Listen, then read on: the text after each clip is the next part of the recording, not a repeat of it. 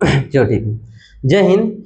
आज के वीडियो में हम लोग चर्चा कहाँ पर करेंगे, हम लोग चर्चा करेंगे भाग 3 पर, यानी मौलिक अधिकार पर चर्चा करेंगे। ठीक है, अभी तक टोटल देखेगा तो लगातार अभी तक पॉलिटी से रिलेटेड 10 वीडियो बना चुके हैं, जिसमें पिछले क्लास में हम लोग चर्चा किए थे कहाँ पर, तो नागरिकता पर चर्चा किए थे और फिर चर्चा किए थे संघ एवं राज्य क्षेत्र पर। ठीक है, तो दो टॉपिक पीछे हम पढ़ा चुके हैं और आज के क्लास में हम लोग चर्चा करने वाले भाग 3 पर, जिसका नाम है क्या चीज, मौलिक अधिकार। ठीक है, मौलिक अधिकार। तो बातों को एक एक है ना, एक एक पॉइंट को समझते जाना। ठीक है, मौलिक अधिकार कहने का मतलब क्या चीज है। ठीक है, देखो जैसे क्या होता है कि कोई भी व्यक्ति, ठीक है ना, भारत की कोई भी नागरिक हो या किसी भी देश की नागरिक हो, और उस नागरिक को क्या होगा कि स्वतंत्रता पूर्वक, ठीक है, स्वतंत्रता पूर्वक, समानता, फिर न्यायपूर्वक जीवन जीने का जो अधिकार देता है, उसी को हम लोग बोलते हैं कौन सा अधिकार, मौलिक अधिकार बोलते हैं। हम क्या बोले, एक बार फिर से समझना,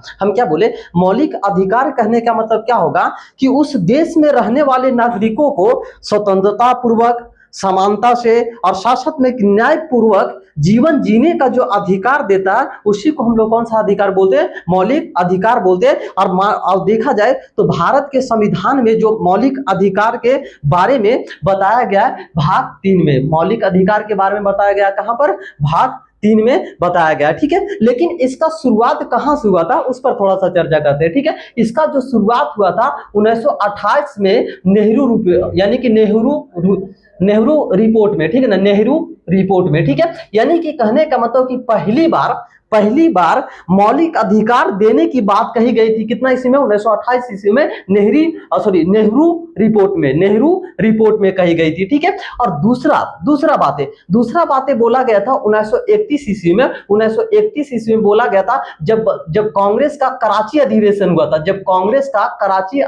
हुआ था, तो उस समय मौलिक अधिकार को सम्मिलित करने की बात कही गई थी। ठीक है ना, कांग्रेस के कौन सा अधिवेशन में, तो कराची अधिवेशन में, कांग्रेस का कौन सा अधिवेशन में, कराची अधिवेशन में। ठीक है, और नेहरू रिपोर्ट में कब, 1928 ईस्वी में, नेहरू रिपोर्ट में कब, 1928 ईस्वी में। ठीक है, तो इतना सभी बातें हम पीछे थोड़ा सा चर्चा किए, मतलब कि मौलिक अधिकार के बारे में संविधान में शामिल होने से पहले भी कुछ बातें बोले गए थे, जिसमें बातें बताएं क्या चीज, 1928 के नेहरू रिपोर्ट, और दूसरा बातें बताएं कहां पर, 1931 के जो कांग्रेस का कराची अधिवेशन हुआ था, उसमें ही बातें है ना, मौलिक अधिकार को शामिल करने की बातें कही गई थी। ठीक है ना, तो ठीक है, अब देखो क्या करते हैं कि मौलिक अधिकार के बहुत सारे छोटी छोटी पॉइंट बनता है, उस पर चर्चा करते हैं। ठीक है, तो सबसे पहला जो पॉइंट यहां पर क्या चीज बनेगा, थोड़ा सा बातों को ध्यान देना। ठीक है, देखो मौलिक अधिकार में बहुत सारा छोटी छोटी पॉइंट बनता है। ठीक है ना, सबसे पहला पॉइंट बनता है क्या चीज कि जो मौलिक अधिकार की चर्चा भारतीय संविधान में भाग 3 में किया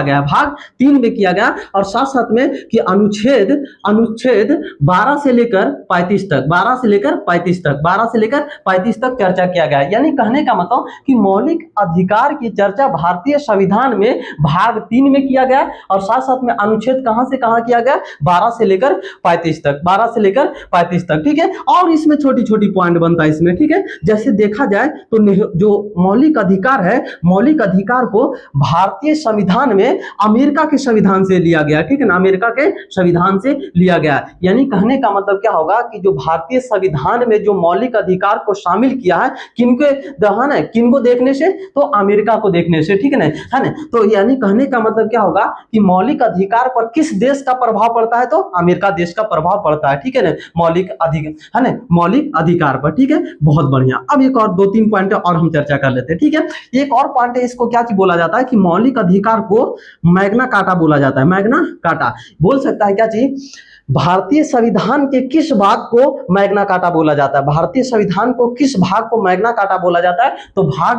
3 को बोला जाता है। और मौलिक अधिकार को भाग 3 में कौन है, मौलिक अधिकार। ठीक है, मौलिक अधिकार को याद रखने का हम ट्रिक पहले चर्चा कर चुके हैं। मौलिक में देखिएगा 3 शब्द है, 1 2 3, यानी कि मौलिक है ना, मौलिक अधिकार भाग किस में आ जाएगा, 3 में आ जाएगा। 1 2 3 शब्द है ना, 3 अक्षर है इसमें, तो 3 अक्षरों से बना, इसलिए इसको बोले क्या चाहिए कि भाग 3 में है मौलिक अधिकार की चर्चा। ठीक है, और मौलिक अधिकार किस देश से लिया गया है, तो अमेरिका के देश से। ठीक है, दूसरा पॉइंट बताएं क्या चाहिए कि जो मौलिक अधिकार की जो चर्चा, मौलिक अधिकार को किस अन्य नाम से जाना जाता है, तो मैग्ना कार्टा के नाम से जाना जाता है। ठीक है, अब मैग्ना कार्टा को थोड़ा सा समझना। मैग्ना कार्टा कहने का मतलब क्या होगा कि एक 1215 ईस्वी में, ठीक है ना, 1215 ईस्वी में ब्रिटेन के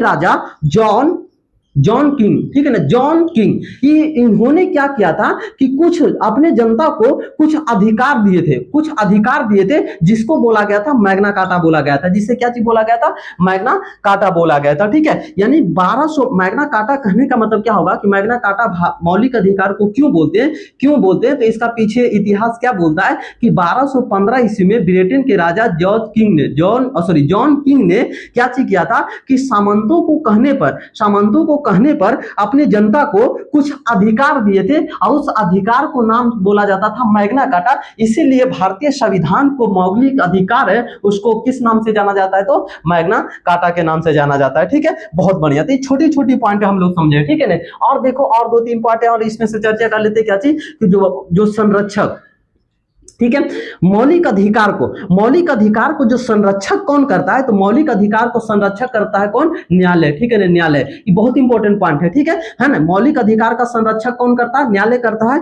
और एक और पॉइंट इसमें समझ लेना क्या चाहिए कि मौलिक अधिकार एक प्रकार की क्या है, वाद योग्य है, ठीक है, वाद योग्य है। ये दोनों पॉइंट को हम समझाते हैं।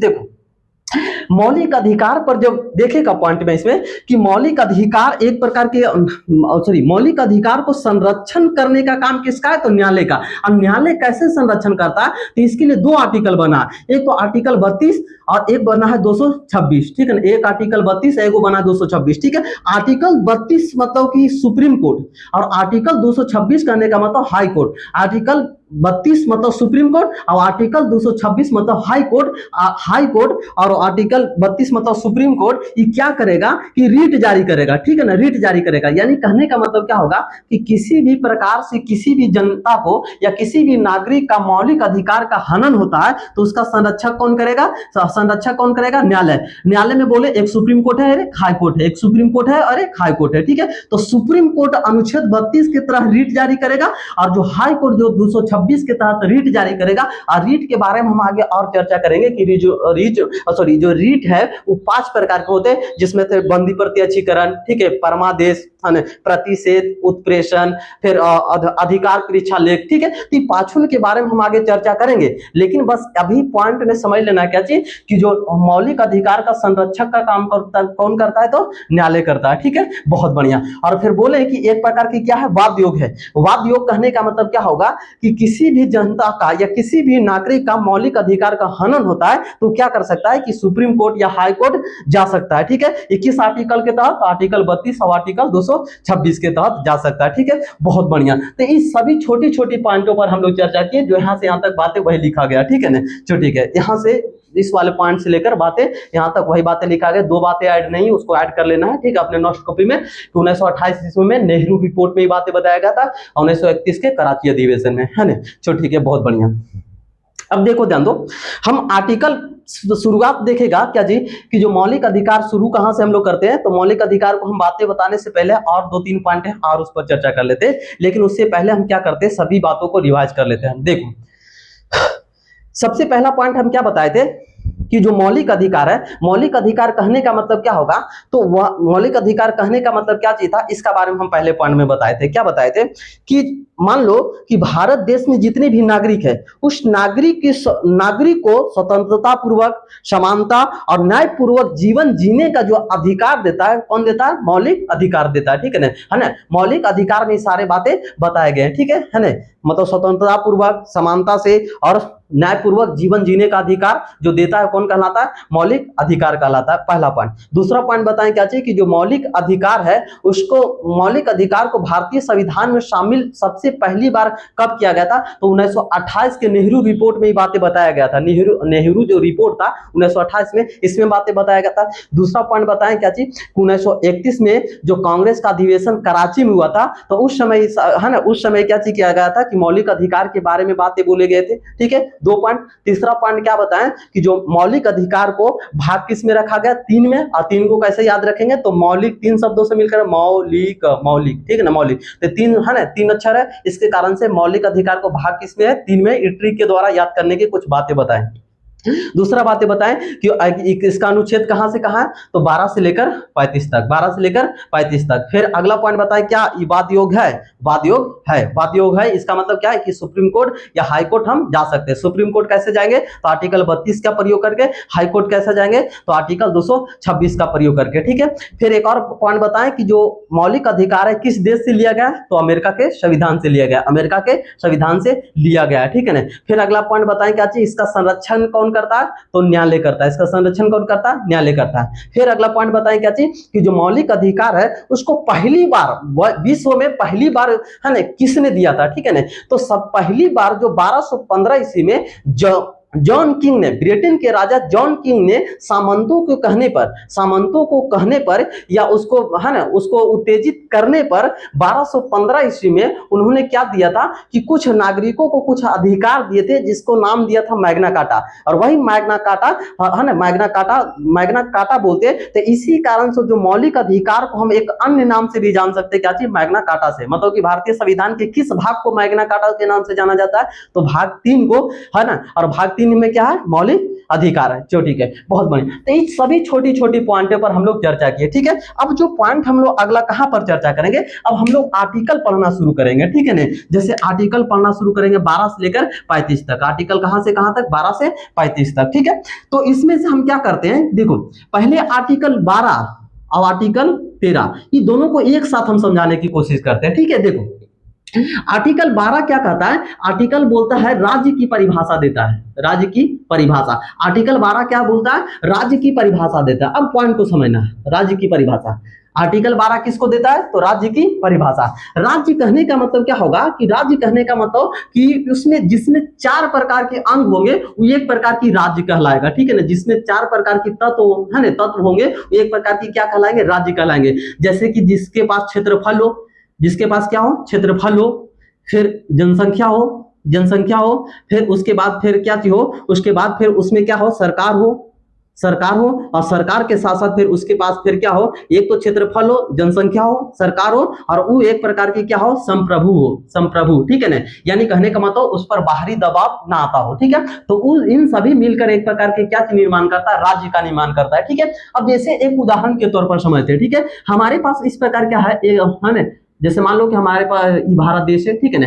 अब इस भारत देश एक प्रकार की राज्य है कि नहीं, ठीक है ना, है कि नहीं, इस पर चर्चा कर लेते हैं। जैसे देखेगा कि भारत देश के पास क्षेत्रफल है ना 32,87,263 वर्ग किलोमीटर, एक प्रकार की क्या है? क्षेत्रफल है। तो इसका मतलब क्या है? देखो ये जो भारत देख रहा है, भारत राज्य है कि नहीं, इस पर थोड़ा सा चर्चा करते हैं। जैसे भारत देश में क्या है? क्षेत्रफल है 32,87,263 वर्ग किलोमीटर, ठीक है। तो क्षेत्रफल है, फिर यहाँ पर क्या? सरकार है, जनसंख्या है, जनसंख्या मतलब कि जनता हम लोग है, ठीक है। जनसंख्या भी है। भारत सरकार में क्या, भारत देश में क्या क्या चाहिए?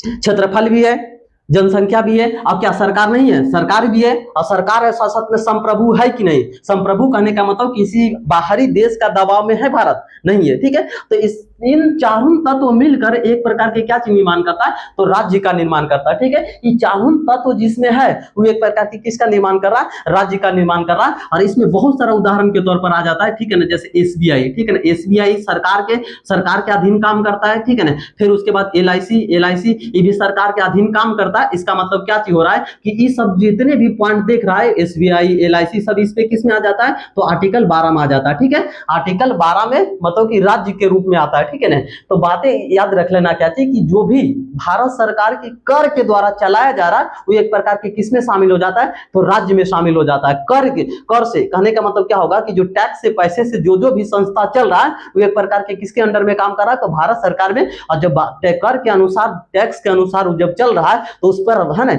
उस पर आवाज उठाने का अधिकार किसके पास है? हमारे पास है। मतलब इसलिए एसबीआई बैंक वाले या कोई भी, ठीक है ना, जो कर के पैसे से चल रहा है और किसी प्रकार से अपने कर्तव्यों को पालन नहीं कर रहा है, तो उस पर मतलब क्या कर सकते हैं कि उस पर हमारा मौलिक अधिकार का हनन होने का आरोप है ना लगा सकते हैं, ठीक है। तो अनुच्छेद 12 क्या बोलता है? राज्य की परिभाषा देता है। और राज्य के कितने अंग है? 4 अंग, ठीक है ना। क्षेत्रफल होना चाहिए, जनसंख्या होना चाहिए, सरकार होना चाहिए, और वहां पर क्या होना चाहिए? तो संप्रभु होना चाहिए, ठीक है। ये चार बातें बताए, एसबीआई, एलआईसी है ना, आरटीसी फाइल करते हैं है ना, तो सब किस में आ जाता है, तो आर्टिकल 12 में आ जाता है, ठीक है। तो आर्टिकल 12 क्या की बात समझ लेना, आर्टिकल 12 किससे संबंधित है, तो ये राज्य की परिभाषा देता है, ठीक है।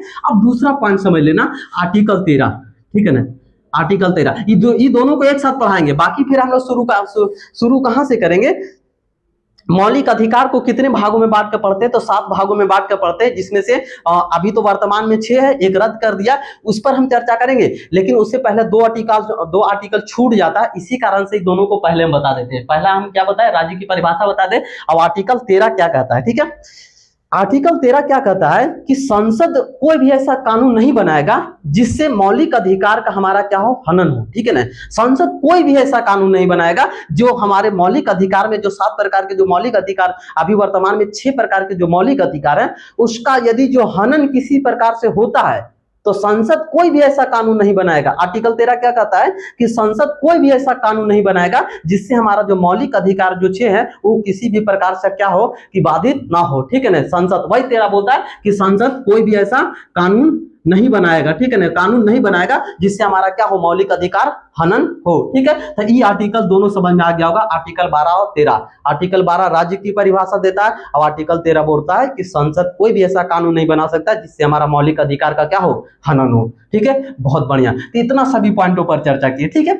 अब हम क्या करेंगे कि मौलिक अधिकार को एक सूत्र में बांधकर हम पढ़ने की कोशिश करेंगे, ठीक है ना, जो 7 है ना उस पर चर्चा करेंगे, ठीक है। तो इसमें से हम थोड़ा सा इसको इरेज कर देते हैं, उसके बाद हम चर्चा करते हैं, ठीक है।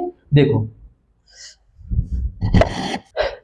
चलो ठीक है, अब हम लोग चर्चा कहां पर करेंगे, अब हम लोग चर्चा करेंगे कि जो मौलिक अधिकार भारतीय संविधान में देखेगा तो मूल संविधान में 7 थे, 7 पर चर्चा करेंगे, ठीक है ना। लेकिन जो वर्तमान में देखेगा तो मौलिक अधिकार कितने प्रकार के, 6 प्रकार के, वो एक क्या है उस पर हम आगे चर्चा करेंगे, ठीक है। लेकिन मौलिक अधिकार 7 कौन कौन है उस पर चर्चा कर लेते हैं, ठीक है ना। तो सबसे पहला जो हो जाता है, पहला हो जाता है समानता का अधिकार। पहला जो होता है समानता का अधिकार, जो समानता का अधिकार जो हम लोग लेकर चलेंगे 14 से 18 तक, पहला। दूसरा जो हम लोग लेकर चलेंगे स्वतंत्रता का अधिकार, स्वतंत्रता का अधिकार, स्वतंत्रता का जो अधिकार हो जाएगा 19 से लेकर 22 तक, ठीक है। तीसरा जो हम लोग लेकर चलेंगे शोषण के विरोध अधिकार, शोषण के विरोध अधिकार, शोषण के विरोध अधिकार, ये जो हो जाएगा 23 से लेकर 24 तक हो जाएगा, ठीक है। फिर चौथा जो हो जाएगा धार्मिक स्वतंत्रता का अधिकार, धार्मिक स्वतंत्रता का अधिकार, ये हो जाएगा 25 से लेकर 28 तक हो जाएगा, ठीक है। फिर हम लोग 5वां जो चर्चा करेंगे है ना, संस्कृति, है ना, सांस्कृतिक एवं शैक्षणिक, ठीक है ना, सांस्कृतिक एवं शैक्षणिक अधिकार, ये अल्पसंख्यकों को दिया जाता है, ठीक है ना। ये जो हो जाएगा कहां से 29 से लेकर 30 तक हो जाएगा, ठीक है। फिर छठा हो जाता है संपत्ति का अधिकार, संपत्ति का अधिकार, और संपत्ति का अधिकार आर्टिकल 31 में, ठीक है। और फिर 7वां जो हमारे पास हो जाता है, 7वां हो जाता है संवैधानिक उपचार, संवैधानिक उपचार जो हो जाएगा, ठीक है। ये आर्टिकल कितना में हो जाता है, ठीक है ना, संवैधानिक उपचार, ठीक है ना, उपचार, ये आर्टिकल कितना में हो जाएगा 32 में, ठीक है।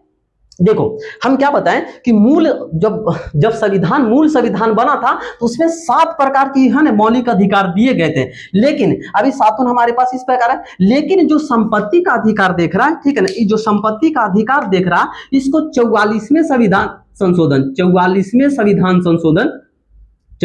संविधान संशोधन 1978 के द्वारा इसको क्या किया गया कि मौलिक अधिकार से हटाकर, यानी कि मौलिक अधिकार से हटाकर इसको क्या कर दिया गया कि आर्टिकल 300 के ए में डाला गया, यानी 300 के क में एक कानूनी अधिकार बताया गया, ठीक है ना, कानूनी अधिकार बना दिया गया है, ठीक है। एक पॉइंट हम क्या बोले, पहले बात है समझना, हम बोले कि मूल संविधान में जो मौलिक अधिकार दिए थे 7 प्रकार के, लेकिन जो इसमें से एक जो था संपत्ति का अधिकार जो छठा, इसको 44वें संविधान संशोधन 1978 के द्वारा इसको क्या कर दिया गया, तो कानूनी अधिकार कर दिया। और जो कानूनी अधिकार इसको आर्टिकल किस में डाला गया, 300 के कम है, आर्टिकल किस में डाला गया, 300 के कम है, ठीक है। और ऑब्जेक्टिव में सवाल पूछ सकता है कि मूल संविधान में मौलिक अधिकारों की संख्या कितने थे, 7, वर्तमान में कितने, 6, उसमें से किसको हटाया गया? तो संपत्ति को अधिकार को।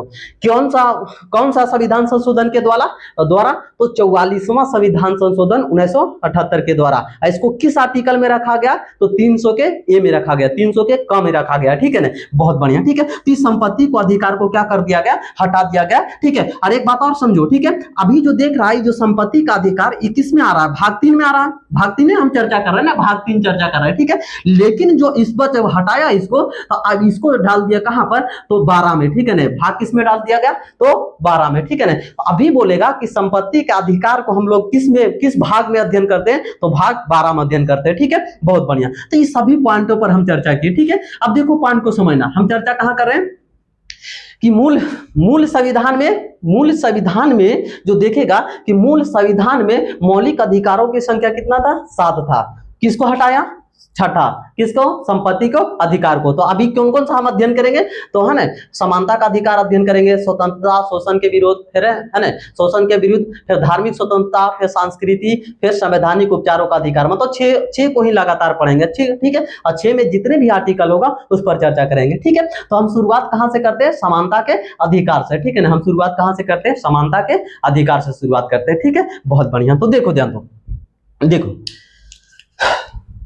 समानता के अधिकार में देखेगा तो टोटल हमारे पास देख रहा है क्या चीज? समानता के अधिकार में टोटल कितने आर्टिकल आते हैं? देखो ये ऑब्जेक्टिव में सवाल बहुत ही लोगों को फंसा देता है कि इसमें जो टोटल आर्टिकलों की संख्या कितना है? तो 14 से लग रहा है 18, मतलब 4 आर्टिकल, ठीक है। लेकिन नहीं, इसमें टोटल जो आर्टिकल हम लोग पढ़ते कितने? 5। क्यों? क्योंकि देखो 14, 15, 16, 17 और 18, 14, 15, 16, 17 और 18, यानी टोटल आर्टिकलों की संख्या कितना पढ़ते हैं? 5, ठीक है। तो एक तो सबसे पहला 14 हो जाएगा, दूसरा 15, 16, 17 और 18, ठीक है। ये कभी कभी पूछ देता है कि पूछा गया, आईएएस में सवाल ही पूछा गया था, ठीक है ना। जब घटना चक्र उठाएगा ना तो इस सवाल को देख लेना कि जो आर्टिकल जो समानता का अधिकार बोल रहा है उसमें कितने प्रकार के आर्टिकल है? तो 5 प्रकार के आर्टिकल है, ठीक है ना, है ना। ऐसे ऑप्शन में 4 था, ठीक है ना। तो 4 नहीं बल्कि इसमें कितने आर्टिकल पढ़ने के लिए आता है? 5 को, ठीक है ना, 5, ठीक है। अब देखो ध्यान, समानता के अधिकार में आर्टिकल 14 से लेकर 18 तक में सबसे पहला 14 पर हम चर्चा करेंगे, ठीक है। तो आर्टिकल 14 क्या कहता है?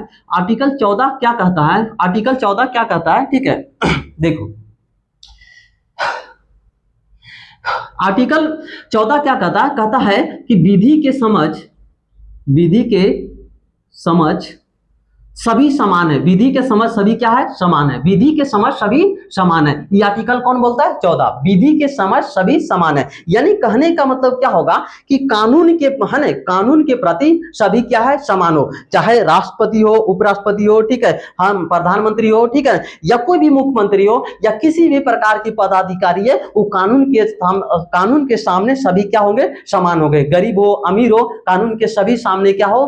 कानून के सामने सभी क्या होंगे? समान होंगे, ठीक है। मतलब कानून जो देखेगा सबको एक नजर से देखेगा। ये किस में बोला गया? तो आर्टिकल 14 में बोला गया। मतलब विधि मतलब कानून के समझ सभी क्या है? समान है, ठीक है। बहुत बढ़िया। दूसरा क्या बोलता है? आर्टिकल 15 क्या बोलता है? आर्टिकल बोलता है 15 कि धर्म, जाति, लिंग, जन्म स्थान के आधार पर भेदभाव निषेध, ठीक है ना, भेदभाव निषेध। मतलब क्या होगा कि किसी को धर्म के आधार पर, किसी को धर्म के आधार पर उसको क्या कर सकते हैं कि किसी को धर्म के आधार पर प्रताड़ित नहीं कर सकते हैं, ठीक है ना। किसी को जाति के आधार पर प्रताड़ित नहीं कर सकते हैं, किसी को जन्म स्थान पर प्रताड़ित नहीं कर सकते हैं, और किसी को लिंग के आधार पर, लिंग कहने का मतलब कि स्त्री हो या पुरुष हो, इन दोनों पर के प्रति स्त्री हो, पुरुष हो या नपुंसक हो, ये तीनों के प्रति ऐसा भेदभाव नहीं लाना जिससे क्या होगा कि हमारा जो मौलिक अधिकार 15 क्या हो? हनन हो, ठीक है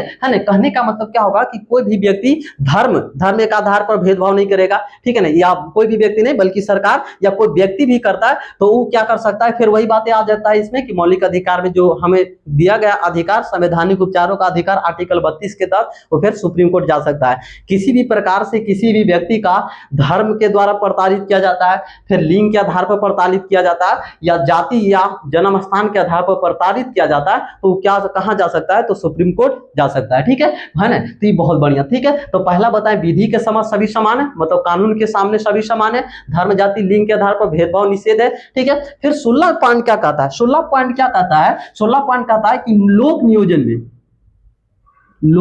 नियोजन लोक नियोजन में समान अवसर, लोक नियोजन में समान अवसर, लोक नियोजन में समान अवसर, यानी कहने का मतलब कि लोक नियोजन, लोक नियोजन कहने का मतलब क्या है कि कोई भी सरकारी जॉब हो, कोई भी सरकारी जॉब हो, उसमें सभी को समान अवसर दिया जाएगा, मतलब किसी के प्रति भेदभाव नहीं किया जाएगा। हिंदू हो, मुस्लिम हो, कोई भी व्यक्ति हो, सिख ईसाई कोई भी धर्म के व्यक्ति हो, उसको सरकारी नौकरी में क्या चीज किया जाएगा कि भेदभाव नहीं किया जाएगा। ये आर्टिकल कौन बोलता है? 16 बोलता है। और किसी के साथ भेदभाव ऐसा होता है तो फिर कहां जाएगा? सुप्रीम कोर्ट जा सकता है। क्यों? क्योंकि उसका मौलिक अधिकार क्या हो रहा है? हनन हो रहा है। ठीक है, तो 16 में बोलता है क्या चीज? लोक नियोजन में समान अवसर, मतलब सरकारी नौकरियों में समान अवसर मिलेगा। ठीक है, फिर 17 जो आर्टिकल 17 क्या बोलता है? आर्टिकल 17 बोलता है अस्पृश्यता का अंत। ठीक है ना, अस्पृश्यता का अंत, अस्पृश्यता का अंत। अस्पृश्यता को बोलते हैं छुआछूत, है ना, छुआछूत, छुआछूत का अंत। ठीक है ना, तो अस्पृश्यता का अंत मतलब छुआछूत का अंत हो जाएगा। और 18 में हो जाएगा उपाधियों का अंत, उपाधियों का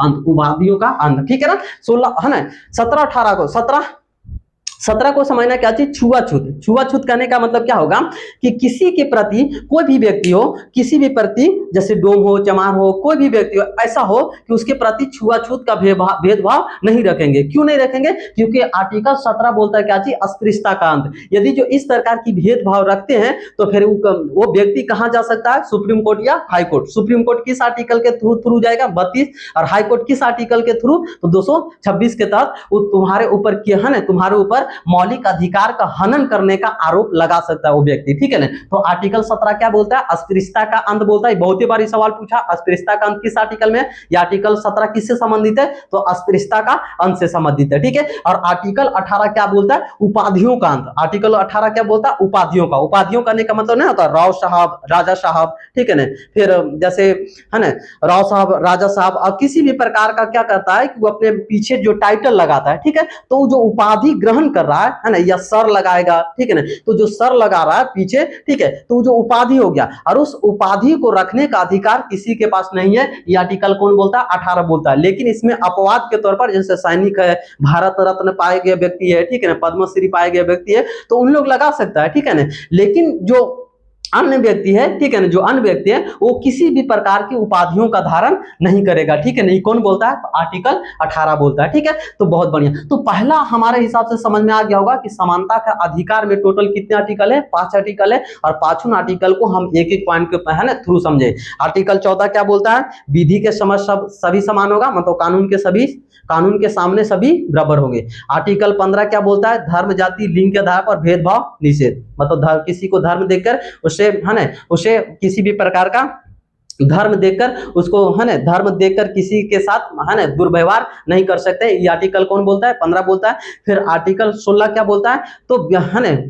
आर्टिकल 16 क्या बोलता है? लोक नियोजन में समान अवसर, मतलब सरकारी नौकरी हो गई, जॉब हो गई, उसमें सभी को क्या चीज मिलेगा? समान ऑफर मिलेगा। ठीक है ना, समान अवसर मिलेंगे। ठीक है ना, तो 16 बोलता है। 17 बोलता है अस्पृश्यता का अंत, मतलब छुआछूत का अंत बोलता है। और 18 बोलता है उपाधियों का अंत बोलता है। ठीक है, और एक एक पॉइंट को हम अच्छी तरह से समझाने की कोशिश की है। ठीक है ना, चलो ठीक है, बहुत बढ़िया। तो इतना सभी पॉइंट पर चर्चा किए। ठीक है, अब जो अगला जो पॉइंट हम चर्चा कहां पर करेंगे? स्वतंत्रता पर। अब स्वतंत्रता में कितने आर्टिकल हैं? 19 से लेकर 22 पर। ठीक है ना, तो इस पर चर्चा करेंगे। ठीक है ना, तो इसको थोड़ा सा हम इरेज कर देते हैं। ठीक है, चलो ठीक है, अब हम लोग चर्चा कहां पर करेंगे? स्वतंत्रता के अधिकार पर। ठीक है ना, तो स्वतंत्रता के अधिकार में देखेगा तो इसमें जो टोटल आर्टिकलों की संख्या कितना हो जाता है? एक तो 19 पढ़ेंगे, एक 20 पढ़ेंगे, और एक 21 पढ़ेंगे, और एक क्या चीज पढ़ेंगे? एक 22 पढ़ेंगे। ठीक है ना, तो ये 4 आर्टिकल हमें पढ़ने के लिए आता है 19 से लेकर 22 तक। ठीक है, लेकिन उसमें से पहले हम लोग पढ़ लेते हैं 19। ठीक है ना, आर्टिकल 19। ठीक है, आर्टिकल 19। ठीक है, आर्टिकल 19। आर्टिकल 19, आर्टिकल 19 क्या कहता है? आर्टिकल 19 क्या कहता है? वाक्य एवं अभिव्यक्ति की स्वतंत्रता, अभिव्यक्ति की स्वतंत्रता, या इसी में आ जाएगा। ठीक है ना, वाक्य एवं अभिव्यक्ति की स्वतंत्रता। ठीक है, वाक्य कहने का मतलब क्या है? वाक्य कहने का मतलब क्या होगा कि जो आर्टिकल 19 है, वाक्य मतलब हमें बोलने की आजादी देती है। ठीक है ना, यानी कहने का मतलब कि जो भी हम सरकार के प्रति कुछ भी बातों को बोल देते हैं, तो ये जो आजादी हमें देता है आर्टिकल 19 देता है। ठीक है ना, आर्टिकल 19 देता है। ठीक है, यानी कि सरकार के प्रति कुछ बोलने का आजादी कौन देता है? तो आर्टिकल 19 देता है। ठीक है, तो वही लिखा है, वाक्य एवं अभिव्यक्ति की स्वतंत्रता 21 आर्टिकल में बोला गया, तो आर्टिकल 19 में बोला गया। ठीक है, अब आर्टिकल 19 में बहुत सारे क्लॉज में पढ़ने के लिए आता है। ठीक है ना, क्लॉज। ठीक है, जैसे 19 का 1 क्लॉज, 19 का 2 क्लॉज, ठीक है ना, 19 का 3 क्लॉज, ठीक है ना, 19 का 4 क्लॉज, 19 का 5, ठीक है, 19 का 6, ठीक है। तो ये 6 को हमें एक साथ सूत्र में बांधकर पढ़ाने की कोशिश करेंगे, ठीक है। जैसे मान लो क्या जी, हमारे पास इस प्रकार कोई लड़का है, ठीक है ना, या भी बोल सकते हम लोग कि कॉकरोच जनता पार्टी है, ठीक है ना, इसको बोल सकते हैं क्या चीज, कॉकरोच जनता पार्टी है, ठीक है ना, CGP है, ठीक है ना, कॉकरोच जनता पार्टी। अब ये क्या करेगा, ये चारों ये छो को जो है ना, छो को एक लाइन में हम पढ़ाने की कोशिश करेंगे, ठीक है। देखो ये जो देख रहा है कॉकरोच जनता पार्टी है, ठीक है ना, दीपक है ना, दीपक जी, ठीक है, हमारे पास आ गए दीपक जी, ठीक है ना। अभी कॉकरोच जनता पार्टी के जो अध्यक्ष दीपक जी हैं, वो क्या करेंगे, सबसे पहले सरकार के प्रति कुछ आवाज उठाएंगे, ठीक है ना, सरकार के प्रति कुछ आवाज उठाएंगे। इसका मतलब क्या होगा कि जो बोलने की स्वतंत्रता है ना, सरकार के प्रति आवाज उठाएंगे, यानी कॉकरोच जनता पार्टी के जो दीपक जी हैं वो क्या करेंगे, सरकार के प्रति आवाज उठाएंगे, मतलब बोलने की शुरुआत करेंगे। तो बोलने की आजादी, बोलने की आजादी, ठीक है। तो कॉकरोच जनता पार्टी ने क्या किया कि सरकार के प्रति कुछ बोला, तो ये 19 में, ठीक है ना, 19 के 1 में, ठीक है, 19 के 1 में ये जो बोलने की आजादी दिया, ठीक है। दूसरा, अभी जो बोला तो बोलने से तो कुछ होगा सरकार को नहीं, ठीक है। तो क्या करेगा कि कॉकरोच जनता पार्टी के जो दीपक जी हैं वो क्या करेंगे, वो आकर ये क्या करेगा कि शांतिपूर्ण और बिना हथियार के, शांतिपूर्ण और बिना हथियार के वो क्या कर सकते हैं, सभा कर सकते हैं, ठीक है। ये कौन कर सकते हैं, दीपक जी, ठीक है ना, CGP मतलब कॉकरोच जनता पार्टी के जो अध्यक्ष है वो क्या करेंगे, पहले तो सरकार के प्रति बोलेंगे। तो 19 के 1 में क्या बोला जाता है कि किसी भी व्यक्ति को बोलने की आजादी, ठीक है। फिर शांतिपूर्वक और बिना हथियार के वो क्या कर सकता है, सभा बना सकता है, ठीक है ना। अब तीसरा में क्या करेंगे, वो दीपक जी क्या करेंगे, अब आगे चल के क्या करेंगे कि शांति है ना, शांतिपूर्वक और सभा बनाकर क्या कर रहे हैं, सरकार के प्रति आवाज उठा रहे हैं, आवाज नहीं सुन रहा है, तो अब वो क्या करेंगे, संघ बनाएंगे। वो क्या करेंगे, संघ बनाएंगे, ठीक है ना, संघ। तो संघ बनाने का अधिकार किसमें दिया जाता है, तो 19 के 3 में, ठीक है। अब संघ बनाकर वो क्या करेंगे कि अब संघ बना लिया तो एक जगह थोड़ी रहेंगे, ठीक है ना, वो लगातार घूम घूम कर क्या करेंगे, सरकार के प्रति विरोध जताएंगे, ठीक है ना। तो देश में है ना, मतलब कि भारत देश में कहीं पर भी है ना घूम सकते हैं, ठीक है ना, या निवास कर सकते हैं, ठीक है ना, कहीं पर भी क्या कर सकते हैं, घूम सकते हैं, ठीक है ना, घूम सकते हैं, ठीक है ना, कहीं पर भी क्या कर सकते हैं, कहीं पर भी आवागमन कर सकते हैं, ठीक है ना, आवागमन कर सकते हैं, ठीक है। अब घूम सकते हैं, ठीक है। अब देखो ध्यान दो, अब आवागमन कर रहे हैं फिर भी आवाज सरकार नहीं सुन रहा है, ठीक है ना, बहुत जगहों पर हम घूमना शुरू किए, ठीक है। अब वहां पर घूमना शुरू किए तो वहां पर हम निवास भी कर सकते, वहां पर रहेंगे, क्योंकि केवल घूम तो है ना, मतलब किसी भी राज्य, अलग राज्य में गए तो वहां पर रहने की भी नौबत आ सकती है, ठीक है। यानी कहने का मतलब वहां पर हम क्या कर सकते हैं, निवास कर सकते हैं, ठीक है ना, निवास कर सकते हैं, ठीक है ना, निवास कर सकते हैं, ठीक है ना। अब वहां पर निवास कर लिए, और निवास करने के बाद फिर क्या होगा कि हमें मान लो कि किसी प्रकार से बैलेंस की जरूरत पड़ता है, क्योंकि अब देखो है ना, ऐसा थोड़ी होता है कि भूखे पेट हम लगातार पूरा मेहनत कर रहे हैं, ठीक है, और कमाए नहीं, कुछ बैलेंस को नहीं अर्जित करें, ठीक है ना।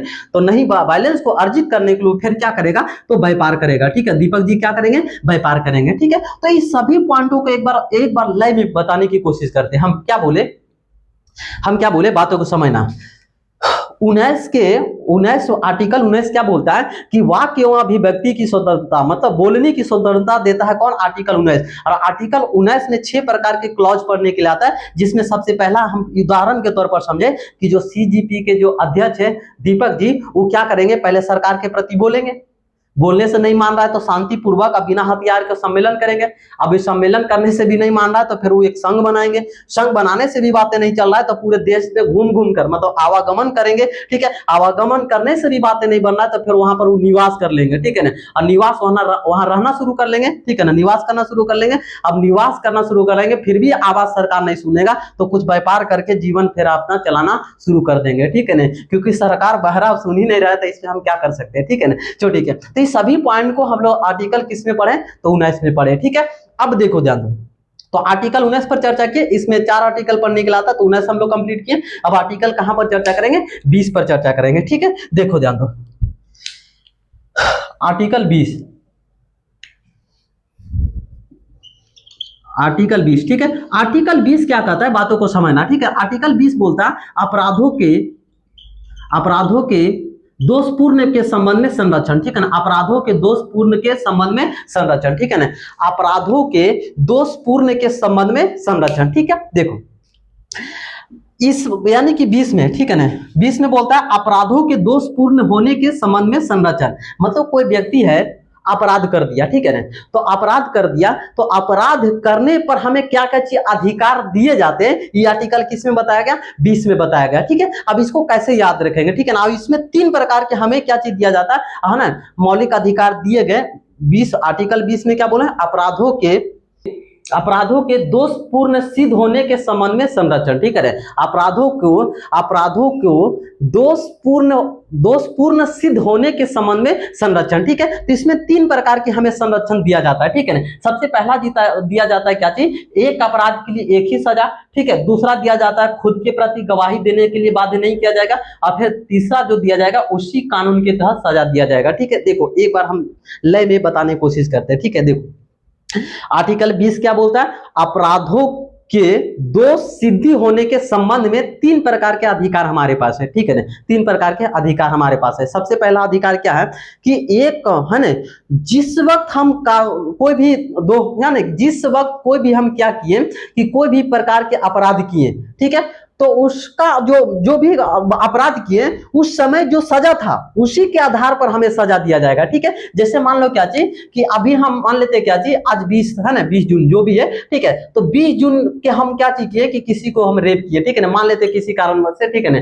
तो उस समय सजा था रेप का क्या चीज, उम्र कैद की सजा था। अब हम 20 तारीख को ऐसा घटना किए तो उस समय तक सजा था क्या चीज, उम्र कैद का, ठीक है। लेकिन 21 तारीख को सरकार है ना, मतलब संसद क्या कर दिया कि कानून पारित कर दिया क्या चीज कि जो भी व्यक्ति अब रेप करेगा उसको डायरेक्ट फांसी दिया जाएगा, ठीक है। तो फांसी इसको ना पढ़कर उसको क्या चीज होगा, उम्र कैद होगा। क्यों, क्योंकि 21 तारीख से है ना कानून बनने से पहले वो अपराध किया, ठीक है। कानून बनने से पहले अपराध किया तो उसको उसी समय के अनुसार सजा दिया जाएगा जिस समय वो क्या चीज किया था, वो जिस समय वो अपराध किया था, ठीक है। पहला पॉइंट। दूसरा पॉइंट हम लोग दूसरा पॉइंट क्या समझे कि खुद के विरोध में गवाही नहीं दे सकते, ठीक है।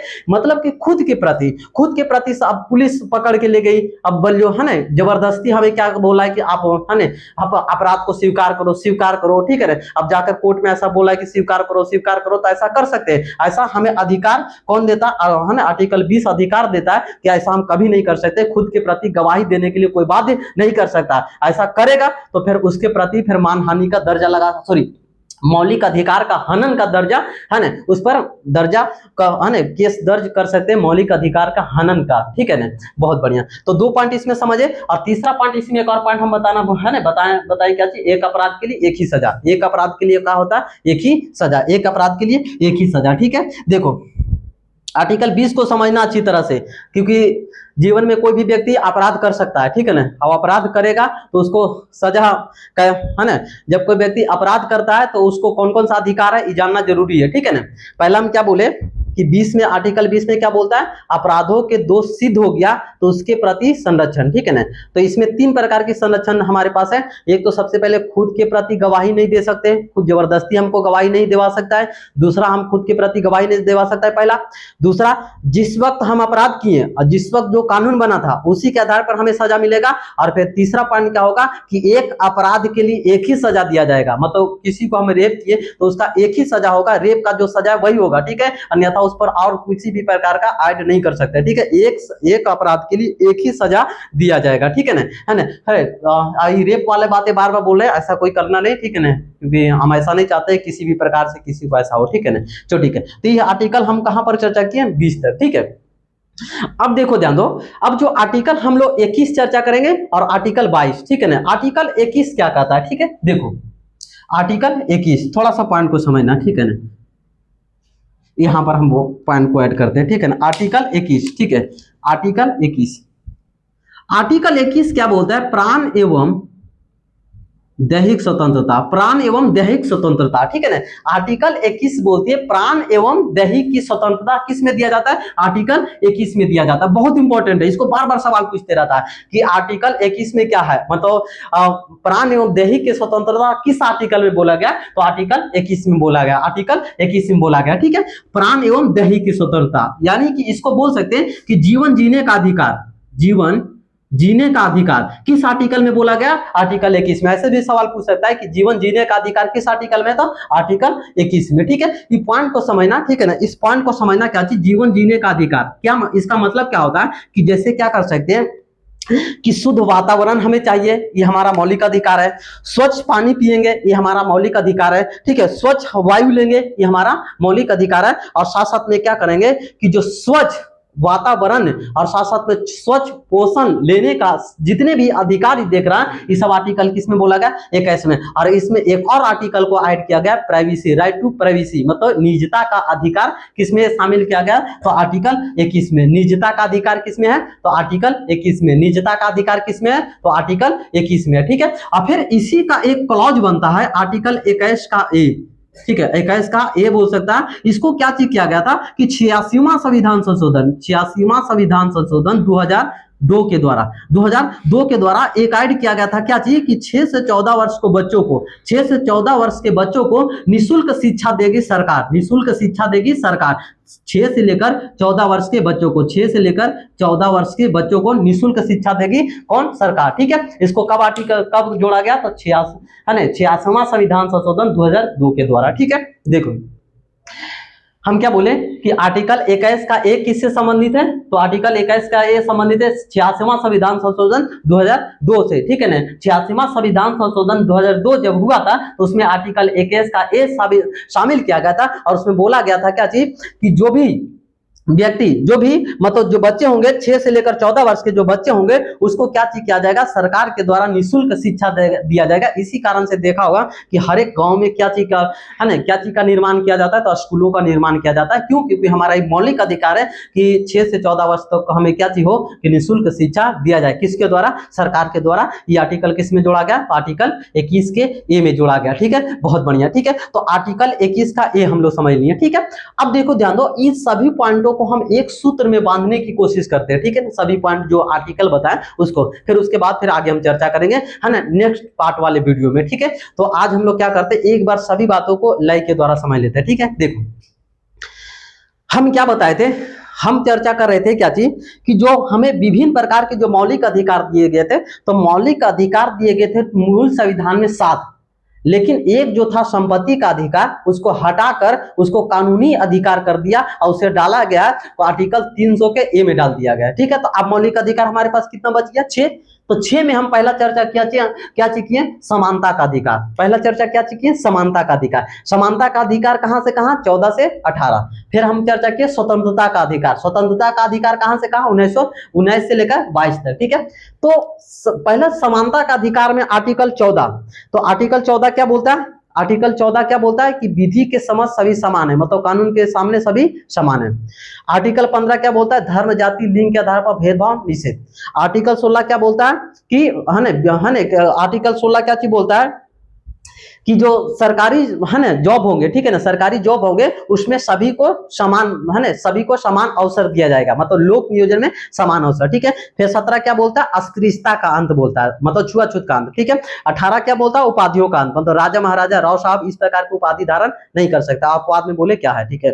फिर 19 क्या बोलता है, तो बोलने की स्वतंत्रता और प्रेस की स्वतंत्रता। इसमें एक बात याद कर लेना कि जो वाक्य एवं अभिव्यक्ति के स्वतंत्रता में ही आता है प्रेस की स्वतंत्रता, 19 के ए में क्लॉज 1 के बोलने की जो स्वतंत्रता है उसमें प्रेस भी आ जाता है। तो प्रेस को किस आर्टिकल में रखा गया, 19 के 1 में, ठीक है ना। तो बोलने की स्वतंत्रता है ना 19 का ए में, और इसको एक उदाहरण के तौर पर समझे, ठीक है ना, उदाहरण के तौर पर समझे कि पहले बोल सकते हैं, फिर शांतिपूर्वक सम्मेलन करेंगे, अब सम्मेलन से नहीं माना तो फिर संघ बनाएंगे, संघ से भी सरकार नहीं मान रहा है तो फिर घूम घूम कर, ठीक है ना, घूम घूम पर प्रचार प्रसार करेंगे, फिर वो घूमते घूमते थक गए तो निवास कर लेंगे वहां पर, और निवास करने के बाद फिर क्या कर लेंगे कि निवास करके बाद कुछ व्यापार करके फिर हम अपना पेट रोजी रोटी चला सकते हैं, क्योंकि सरकार हमारा बात सुनने वाला नहीं है, ठीक है ना। फिर उसके बाद फिर चर्चा की 20 पर अपराधों के सिद्ध होने के संबंध में संरक्षण। तो इसमें 3 प्रकार की दिया गया था। 20 क्या बोलता है, अपराधों को सिद्ध होने के संबंध में संरक्षण। तो 3 प्रकार के इसमें दिया जाता है, 3 प्रकार के मौलिक अधिकार दिया जाता है।